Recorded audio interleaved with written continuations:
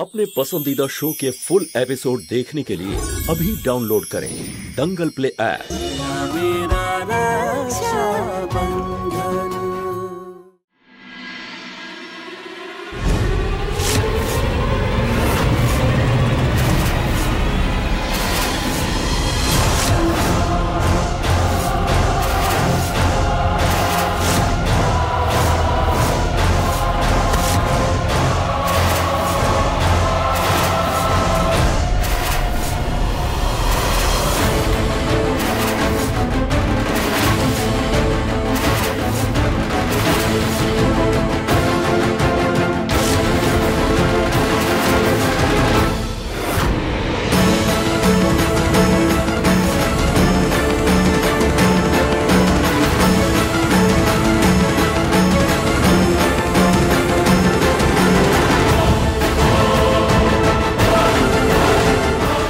তুমি ঠিক আছো?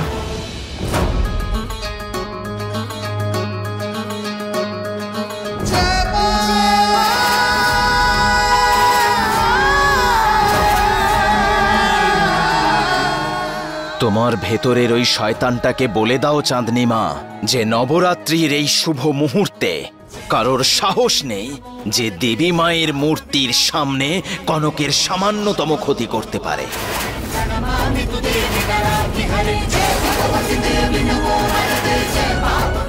তোমার এই নোংরা খেলা খেলতে খেলতে তুমি হয়তো ভুলে গেছো যে মারে তার থেকে যে বাঁচায় সে অনেক বড় হয়, আর এখানে বাঁচিয়েছেন স্বয়ং দেবী মা। তাই আজ যখন তুমি কনককে এত বড় একটা আঘাত দেওয়ার চেষ্টা করেছিলে না, তখন দেবী মা তাকে বাঁচিয়েছে।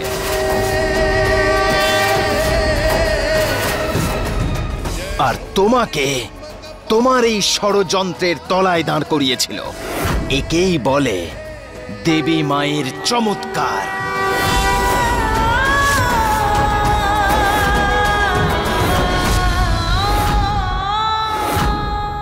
তুই একদম ঠিক বলেছিস শিবা। ঈশ্বরের আশীর্বাদে কনক আজ বেঁচে গেল, আর আজ আমি ঠিক সময় কনককে ধাক্কা দিয়ে ওকে আমি প্রাণে বাঁচিয়েছি।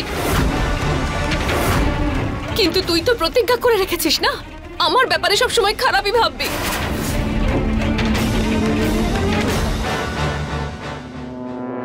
এই মুহূর্তে কেউ আর তোমার পাশে থাকবে না চাঁদনী মা। আমি জানি রান্নাঘরে প্রেসার কুকার বিস্ফোরণ হওয়ার ওই ষড়যন্ত্রটাও তোমারই ছিল চাঁদনী মা। ওই বিস্ফোরণ তুমিই করিয়েছিলে।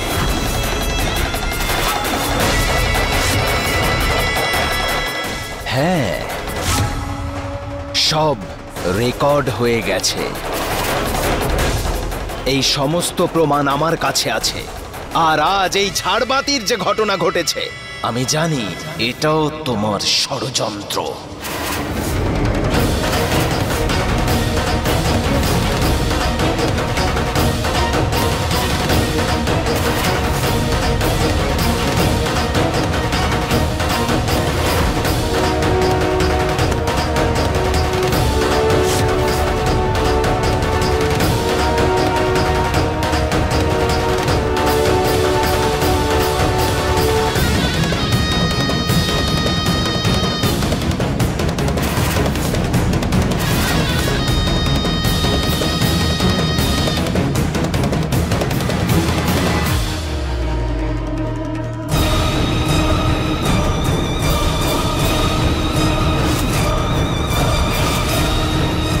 অন্ধ নই আমি, বুঝলে চাঁদনী?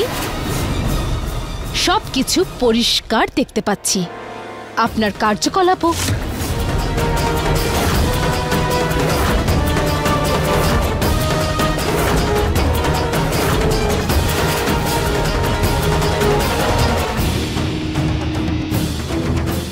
এবার চাঁদনীকে আমাদের হাতে নাতে ধরতে হবে কনক। ঠিক বলেছ শিবা। এইবার তো এই মহিলার সমস্ত সীমা অতিক্রম করে ফেলেছে। কি করব আমরা? আমি একটা প্ল্যান করেছি যাতে এই চাঁদনী মায়ের সত্যিটা সকলের সামনে চলে আসবে। কি? কনক, তোমাকে সকলের কাছে অন্ধ হওয়ার নাটক করতে হবে। আর এই খেলায় ডক্টরকেও আমরা হাত করব, আর এইবার চাঁদনিমা আমাদের হাত থেকে বাঁচতে পারবে না। আজ পর্যন্ত আপনি ফাঁদ পাততেন আর আমরা সেই ফাঁদে পা দিতাম। আজকে আমরা একটা ফাঁদ পেতেছিলাম আর আপনি সেই ফাঁদে পা দিলেন।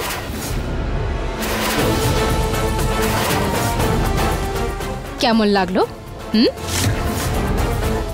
আপনার পাপের খরা একদিন না একদিন তো পূর্ণ হওয়ারই ছিল না চাঁদনিমা? আজকে সেই দিনটা চলেই এসেছে। ইন্সপেক্টর বাবু আসুন।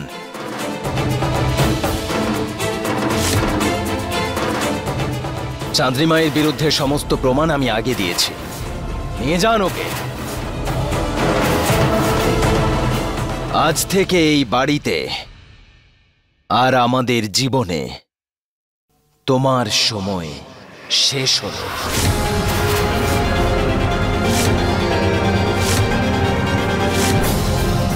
গ্রেফতার করো ওনাকে।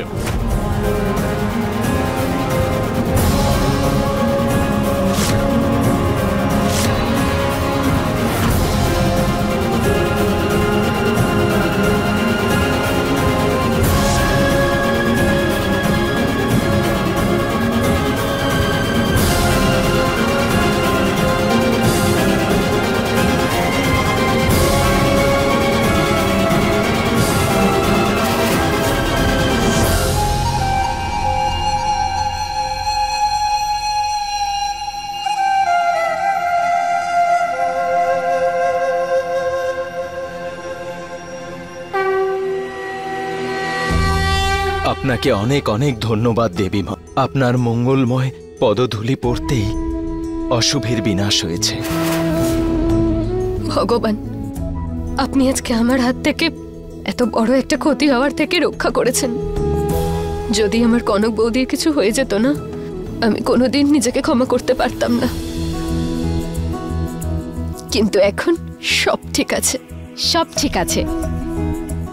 আপনি সবসময় এভাবেই আপনার আশীর্বাদ আমাদের মাথার উপর রাখবেন। এই বাড়ির সবচেয়ে খারাপ মানুষটা মানে চাঁদনিমা আজ তার কর্মের ফল অবশেষে পেয়েই গেল। হে ভগবান, এইভাবেই আমাদের পরিবারের উপর কৃপা করো।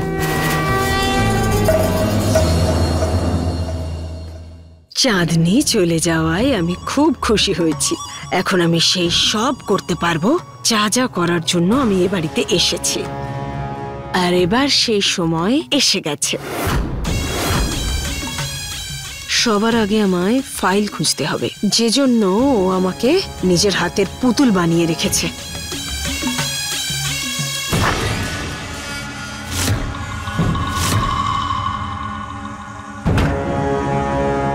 চাবি?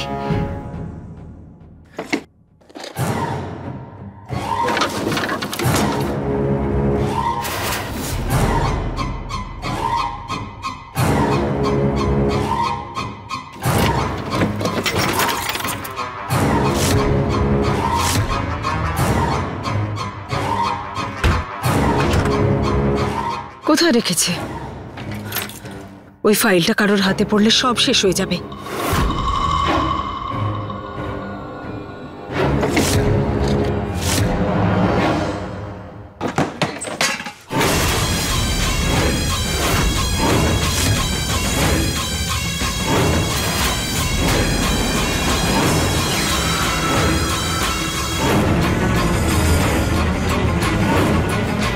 তুই একটা ভুল করে ফেলেছিস চাঁদনি, যে তুই আমাকে তোর থেকে কমজোরি খেলোয়াড় ভেবেছিলি। নিজের শত্রুকে না কখনো দুর্বল ভাবতে নেই। এখন দেখ, তুই জেলে আর আমি এখানে আনন্দ করব। বলো দুর্গা মায়ের জয়। মা, আপনার কাছ থেকে কেউ কখনো খালি হাতে ফেরে না। আমি শুধু এটুকুই চাই যে আমাদের এই পরিবার যেন সুখে শান্তিতে থাকে।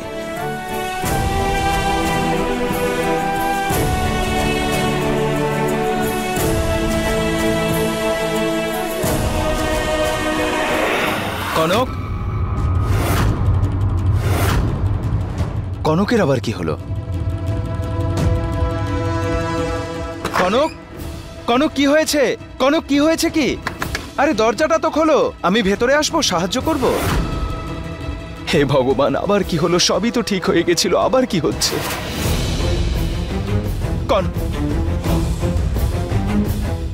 বমি করছে, শরীর ঠিক নেই মনে হচ্ছে।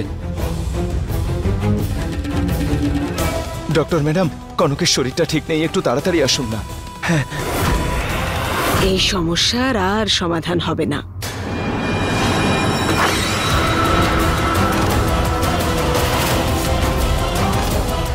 অর্জুন, তুই? মা, তুমি এখানে চাঁদনিমার ঘরে কি করছো?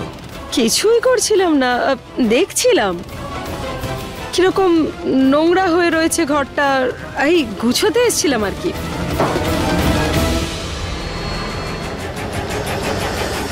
মা, সবকিছু জানার পরেও তুমি সত্যিটা লুকিয়ে রেখেছো।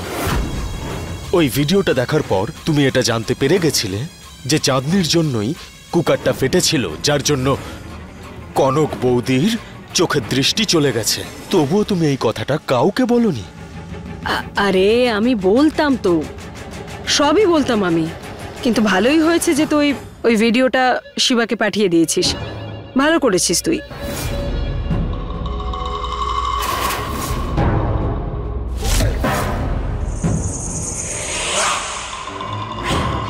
আমার এরকম কেন মনে হচ্ছে যেন এমন কোনো ব্যাপার রয়েছে যেটা ঠিক নয়। কিছু একটা তো আছে যেটা মা আমার কাছ থেকে লুকিয়ে যাচ্ছে।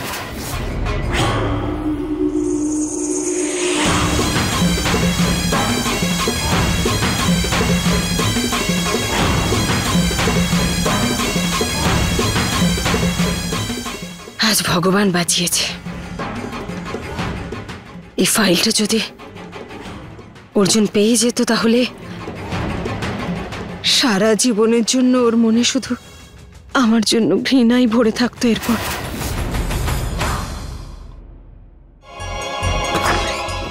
আসুন। ডক্টর, চিন্তার কিছু নেই তো? সব ঠিক আছে তো? এই কন্ডিশনে বমি হওয়াটা স্বাভাবিক। শিবা, আপনি বাবা হতে চলেছেন।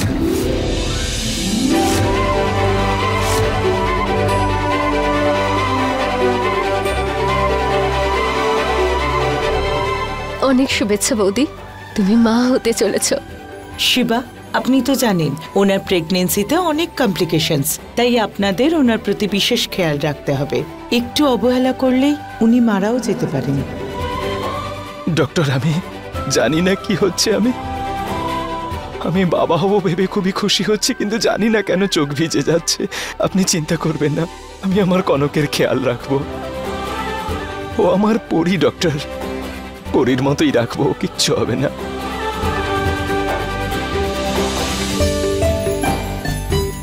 দাদা, আজকে পুজোর প্রথম দিন, আর আজকের দিনে এত বড় একটা খুশির খবর অপেক্ষা করছিল। ভগবানের আশীর্বাদে আমি পিসি হতে চলেছি। অনেক শুভেচ্ছা দাদা। এই খুশির মুহূর্তে আগত সন্তানের জন্য আমাদের একটা পুজো রাখার দরকার। হ্যাঁ, অনেকদিন পর এই বাড়িটা খুশিতে ভরে উঠল।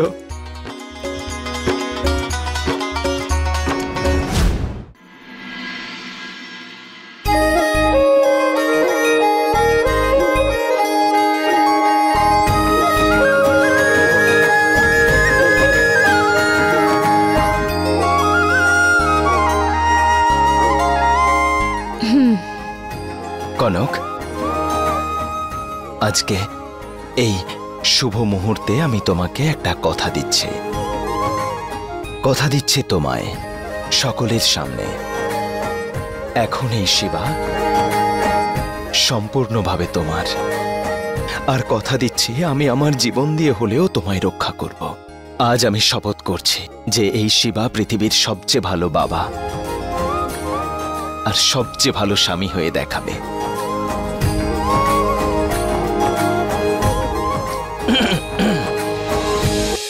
এসো অর্জুন, এসো, তুমি এসো। বৌদি, নতুন যে অতিথি আসতে চলেছে তার জন্য আমার তরফ থেকে একটা ছোট্ট উপহার। থ্যাংক ইউ নন্দাই। এটা পিসির তরফ থেকে আমার হবু ভাইপো বা হবু ভাইজির জন্য। আমি ভীষণ খুশি বৌদি।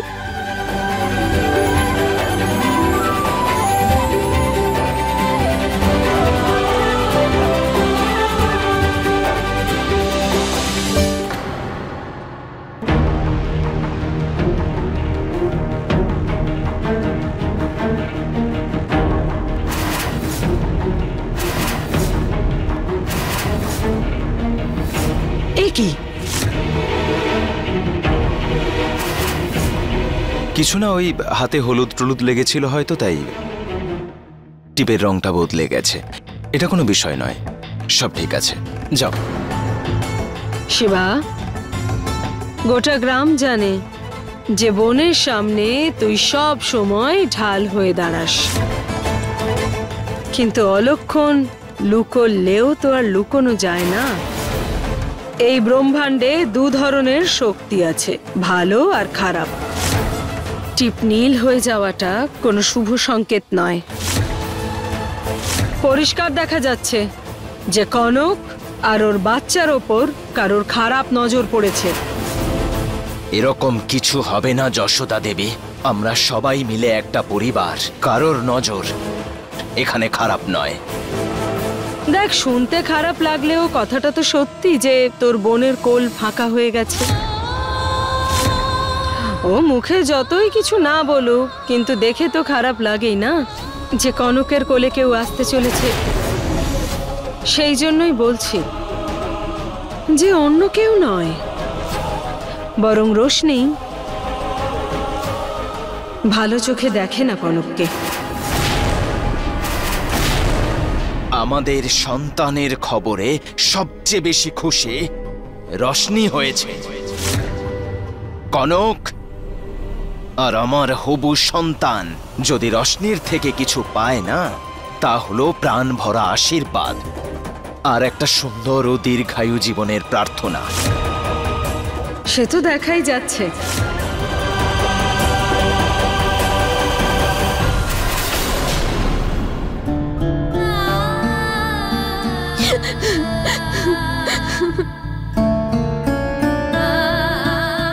খারাপ ছায়া, আমার খারাপ নজর, আমি বিপদ হয়ে দাঁড়াবো এই বাচ্চাটার জন্য। আমি স্বপ্নেও কোনোদিন এই কথাটা ভাবতেই পারি না। রশনি, এই সব কিছু কিন্তু অন্ধবিশ্বাস। এই কথাটা কেউ বিশ্বাস করে না যে তুমি হবু সন্তানের জন্য বিপদ হতে পারো। বৌদি তো বিশ্বাস করছে না। ওনার চোখের দিকে দেখেছিলেন আপনি, উনি খুব ভয় পেয়েছিলেন, বিশ্বাস করেছিলেন হয়তো আমি খারাপ হতে পারি তার সন্তানের জন্য। রশনি, কনক বৌদির সাথে আজকে যা কিছু হয়েছে না, সেটা নিয়ে উনি খুবই চিন্তিত। ওনার মনে এরকম কিচ্ছু নেই, এসব আজে বাজে কথায় উনি বিশ্বাসই করবে না। দেখো তুমি রশনি, এই বাড়িতে না সবাই এটা জানে যে তুমি হবু সন্তানের জন্য কতটা চিন্তিত আর কতটা খুশি। বাকি মা যা বলেছে না, সেসব ব্যাপারে তুমি কান দিও না। ওসব আজে বাজে কথা। যদি সমাজের সবাই এসেও বলে না যে রশনি কোনো বাচ্চার জন্য বিপদ হতে পারে, তবুও আমি সেটা বিশ্বাস করব না। কারণ আমি সম্পূর্ণ বিশ্বাসের সঙ্গে এই কথাটা বলতে পারি যে রশনি না সবাইকে শুধু ভালোবাসাটুকুই দিতে জানে, ঘৃণা নয়।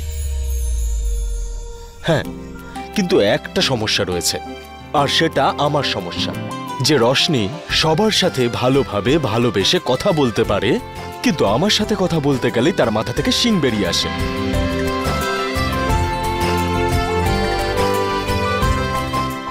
আমি ভেবে নিয়েছি, কনক বৌদি ঠিক যতদিন প্রেগনেন্ট আমি ওনার খুব খেয়াল রাখবো, ওনাকে অনেক খাওয়াবো আর অনেক আদর যত্ন করব, যাতে উনি আমাদের একটা ছোট্ট মিষ্টি ভাইপো বা ভাইজে উপহার দিতে পারে।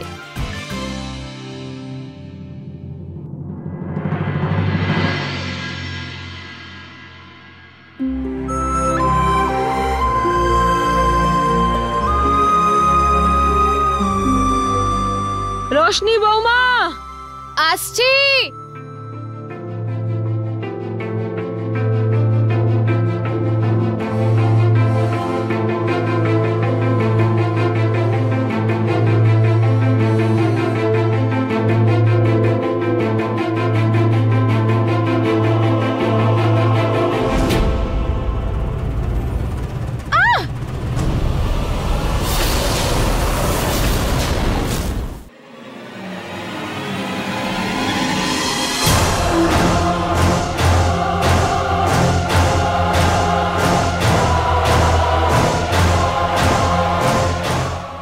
মিনিট দেখে।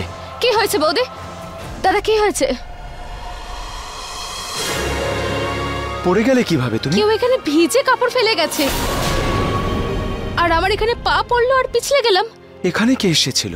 আমি তো শুকনো করে ঘর মুছেছিলাম, তাহলে এটা কি করে হলো?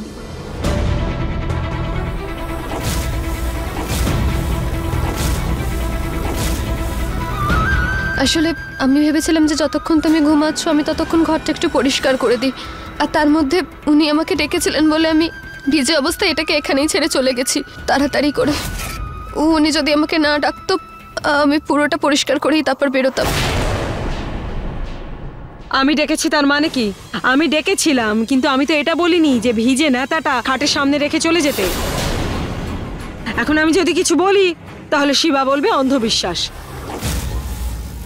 কিন্তু কথাটা তো ঠিকই যে এই বাচ্চাটার জন্য না রোশনির ছায়া